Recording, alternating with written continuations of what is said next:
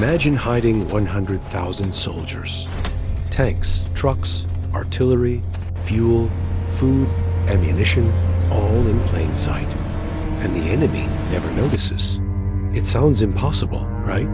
Yet throughout World War II, the Cold War, and even modern conflicts, entire armies vanished into forests, deserts, mountains, and even fake cities, using nothing but deception, camouflage, and pure military genius.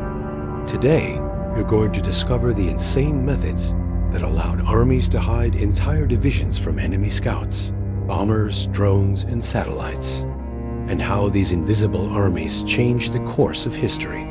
Before we begin, make sure to subscribe and hit the like button. It helps the channel reach more people who love real military history, and it tells YouTube you want more videos like this one.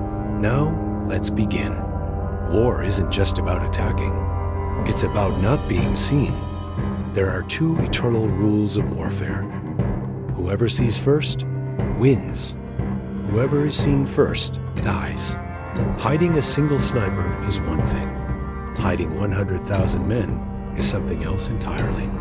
But armies did it, and they did it brilliantly. To hide an entire army, you don't just camouflage soldiers. You camouflage the environment. During World War II and beyond, militaries used gigantic systems of concealment. Massive camouflage nets engineers built nets the size of football fields, designed to look like forests, villages, farms, open fields from the sky. They blended perfectly with natural terrain. Underneath these nets, armies hid.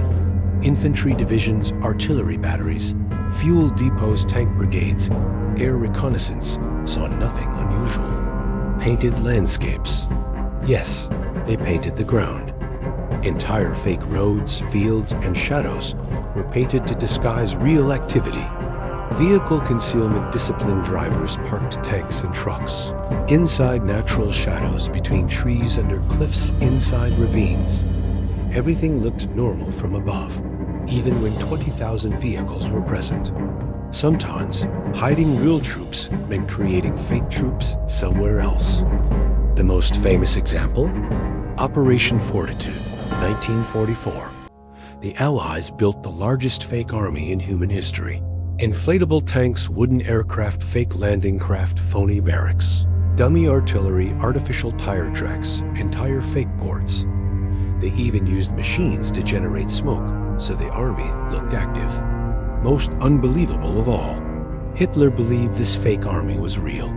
He held over a dozen divisions in the wrong place, waiting for an attack that never came. This deception made the Normandy landings dramatically easier and saved thousands of Allied lives. An army that large must communicate, which risks detection. So militaries used fake radio traffic. Multiple operators transmitted scripted messages, meaningless chatter, simulated orders patterns, copied from real divisions. This created the illusion of huge units, where only a few men existed. Meanwhile, the real army maintained complete radio silence. Enemy intelligence became blind, overwhelmed by noise. The easiest way to hide 100,000 troops? Move them only at night. Marshes occurred in total darkness, without headlights, without flashlights, without talking, without metal equipment clinking. Troops followed each other by. Boot vibrations, faint silhouettes, rope lines, whispered taps. The silent march rule. Soldiers walked on grass instead of dirt around stones, with controlled breathing synchronized. Footsteps. Entire divisions moved 20 to 30 kilometers in a single night, and at sunrise, they no longer existed in their previous position. Hiding an army means understanding the land better than the enemy. Forests. A dense forest can swallow tens of thousands of men if used correctly. Soldiers. Dug underground shelters, covered everything with branches, erased footprints with foliage, created smokeless cooking pits. Everything stayed beneath the canopy. Canyons and valleys. Divisions hid deep inside valleys, where aircraft overhead saw nothing but shadows. Snow camouflage. During Eastern Front operations, Soviet troops used White cloaks, snow-dug bunkers, frozen trenches, hidden under drifts, even from 50 meters away. Everything looked like pure landscape. Armies learned to manipulate the environment itself. Smoke generators. Huge machines created artificial fog that concealed. Ports, landing operations, tank movements, refueling stations. During D-Day, entire fleets disappeared behind man-made smoke walls.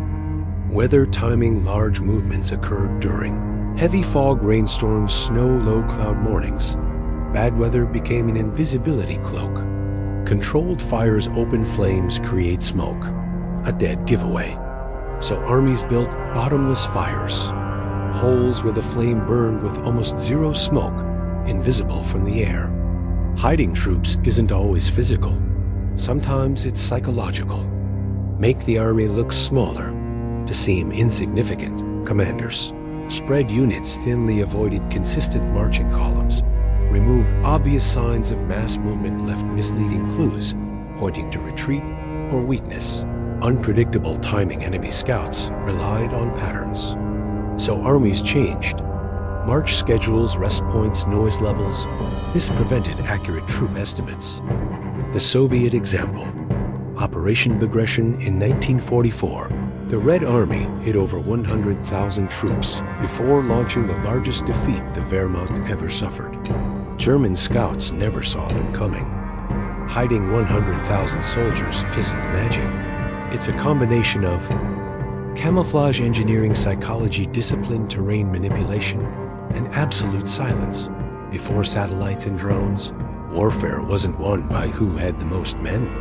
It was won by who could disappear. And time after time, the armies no one saw coming were the ones that changed history forever.